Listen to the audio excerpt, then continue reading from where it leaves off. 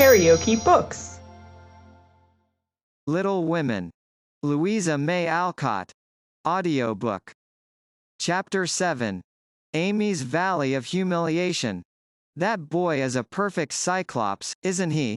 said Amy one day, as Laurie clattered by on horseback, with a flourish of his whip as he passed. "How dare you say so, when he's got both his eyes? And very handsome ones they are, too," cried Jo, who resented any slighting remarks about her friend. "I didn't say anything about his eyes, and I don't see why you need fire up when I admire his riding." "Oh, my goodness! That little goose means a centaur, and she called him a cyclops," exclaimed Jo, with a burst of laughter. "You needn't be so rude, it's only a lapse of linguae, as Mr. Davis says," retorted Amy, finishing Jo with her Latin. "I just wish I had a little of the money Laurie spends on that horse," she added, as if to herself, yet hoping her sisters would hear. "Why?" asked Meg kindly, for Jo had gone off in another laugh at Amy's second blunder. "I need it so much. I'm dreadfully in debt, and it won't be my turn to have the rag money for a month." "In debt, Amy? What do you mean?" And Meg looked sober. "Why, I owe at least a dozen pickled limes, and I can't pay them, you know, till I have money, for Marmee forbade my having anything charged at the shop." "Tell me all about it. Are limes the fashion now? It used to be pricking bits of rubber to make balls." And Meg tried to keep her countenance. Amy looked so grave and important. "Why, you see, the girls are always buying them, and unless you want to be thought mean, you must do it too. It's nothing but limes now, for everyone is sucking them in their desks in schooltime, and trading them off for pencils, bead rings, paper dolls, or something else, at recess. If one girl likes another, she gives her a lime. If she's mad with her, she eats one before her face, and doesn't offer even a suck. They treat by turns, and I've had ever so many but haven't returned them, and I ought, for they are debts of honor, you know." "How much will pay them off and restore your credit?" asked Meg, taking out her purse. "A quarter would more than do it, and leave a few cents over for a treat for you. Don't you like limes?" "Not much. You may have my share. Here's the money. Make it last as long as you can, for it isn't very plenty, you know." "Oh, thank you. It must be so nice to have pocket money. I'll have a grand feast, for I haven't tasted a lime this week. I felt delicate about taking any, as I couldn't return them, and I'm actually suffering for one."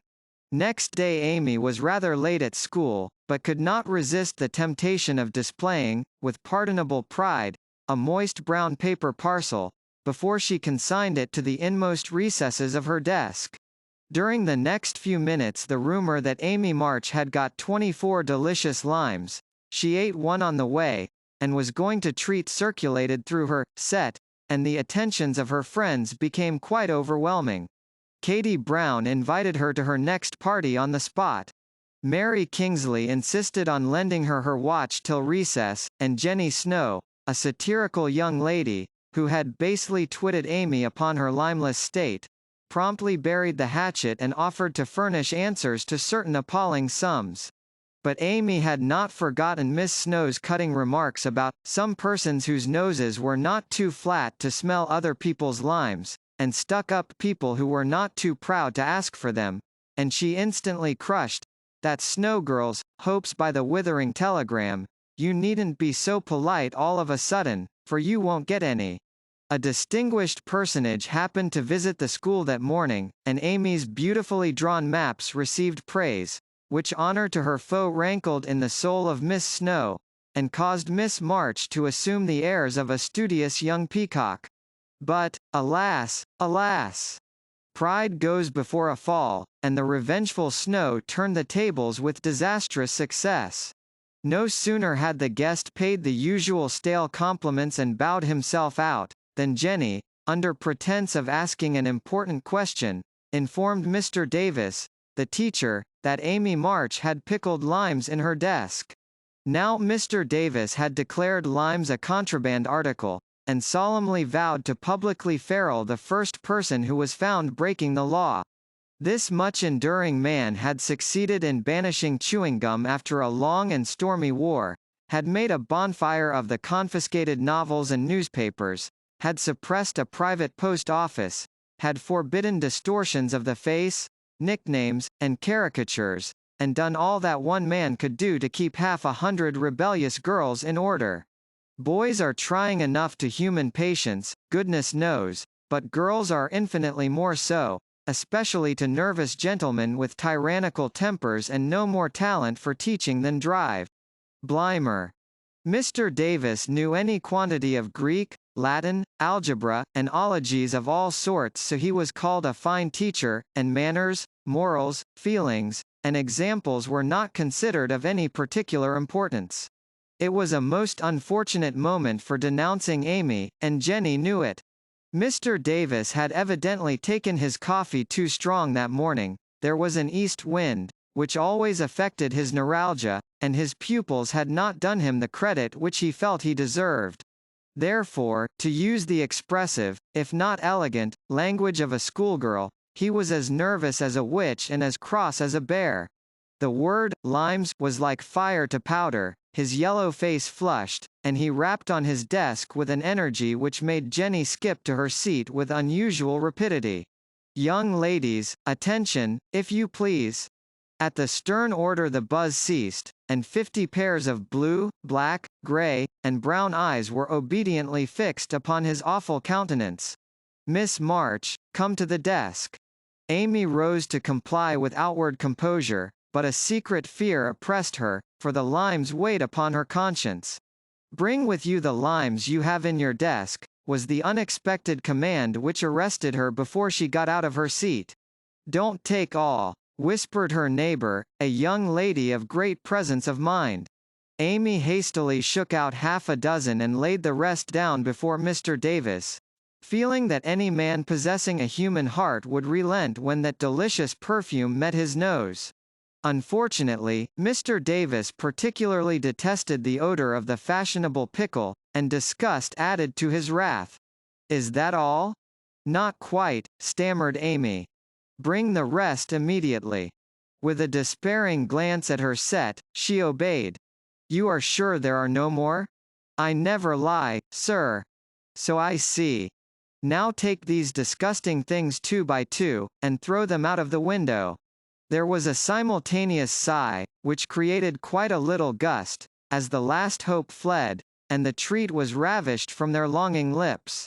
Scarlet with shame and anger, Amy went to and fro 6 dreadful times, and as each doomed couple, looking oh, so plump and juicy, fell from her reluctant hands, a shout from the street completed the anguish of the girls, for it told them that their feast was being exulted over by the little Irish children, who were their sworn foes. This was too much. All flashed indignant or appealing glances at the inexorable Davis, and one passionate lime lover burst into tears. As Amy returned from her last trip, Mr. Davis gave a portentous hem, and said, in his most impressive manner, "Young ladies, you remember what I said to you a week ago.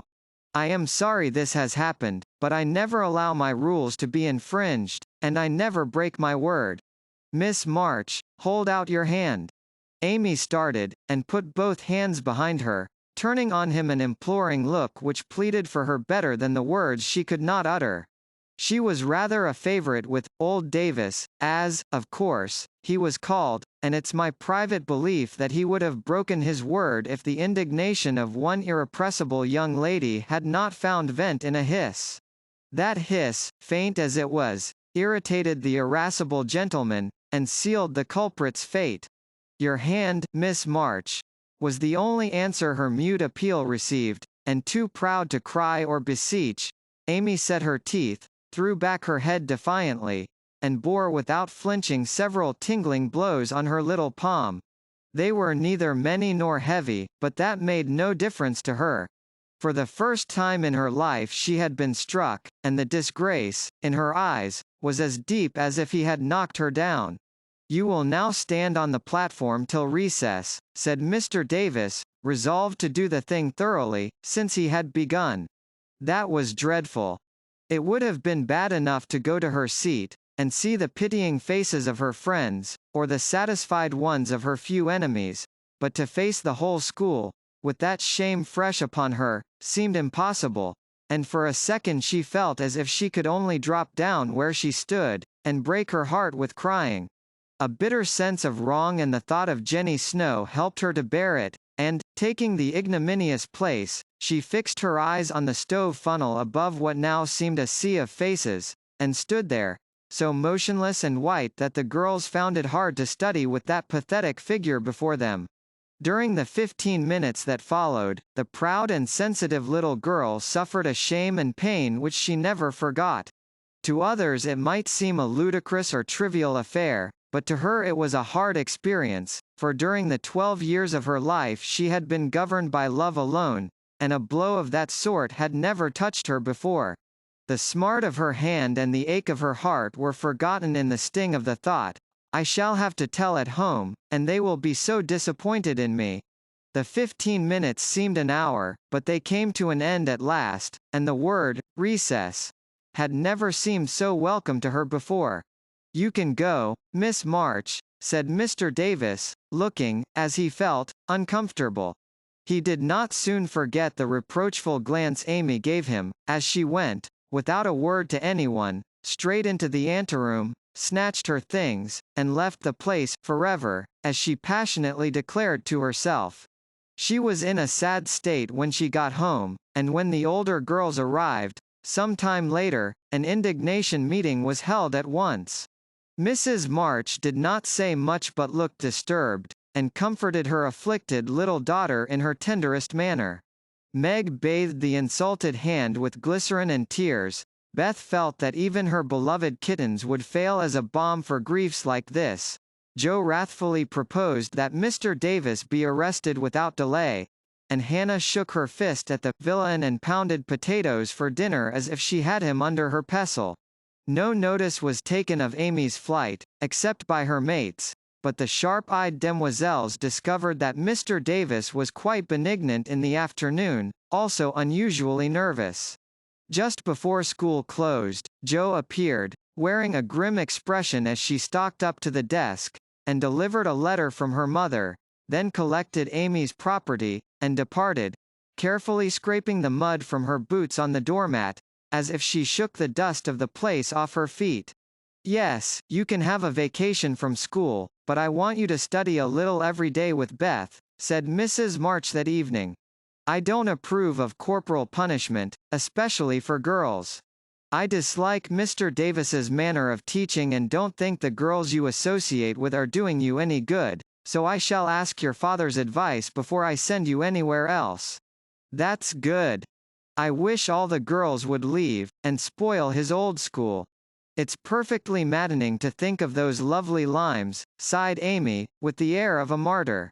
I am not sorry you lost them, for you broke the rules, and deserved some punishment for disobedience, was the severe reply, which rather disappointed the young lady, who expected nothing but sympathy.